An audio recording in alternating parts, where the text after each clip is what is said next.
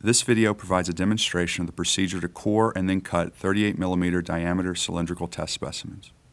The following safety precautions are recommended for coring and cutting test specimens: safety glasses, hearing protection, lab coat.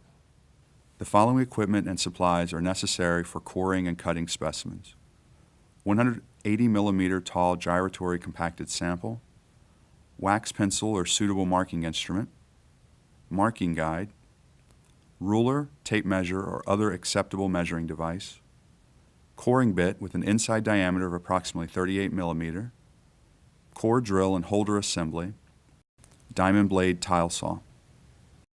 Identify the top side of the sample from the marks made after compaction and use the marking guide to identify the 4 coring locations on the top of the sample.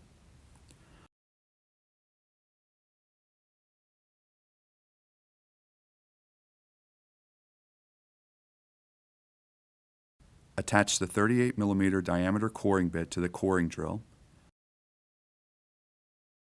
Insert the sample to be cored into the clamping jig and make any necessary adjustments to the jig to align the sample with the coring bit. Turn on the water supply and coring drill. Water should run at a consistent rate as shown, gently flowing down the sides of the sample. Advance the drill at a steady rate, but not too fast, as this can generate higher heat at the tip of the core drill and damage both the sample and the coring bit.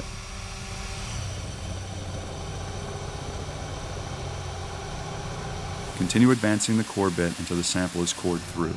When the sample is cored through, the water will flow through the sample and the coring resistance will drop significantly. When this occurs, back the drill bit out of the sample.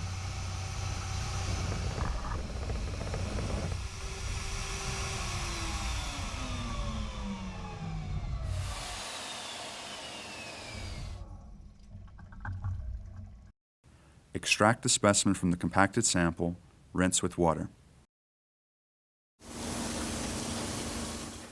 Label the specimen with a unique identifier and mark the top side of the specimen again, then set aside for cutting. Reposition the sample so that the core bit is aligned with the location of the second specimen.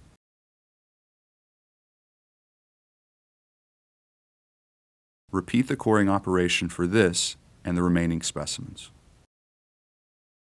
Once all specimens are cored, they should be cut to the testing length of 110 mm using a small tile saw.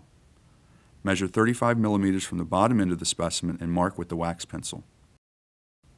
Use the saw to cut the specimen along this line, being sure to follow the manufacturer's recommendations for safe operation. Note, depending on the saw, it may be more efficient to set a stop and make the first cut on multiple specimens at one time.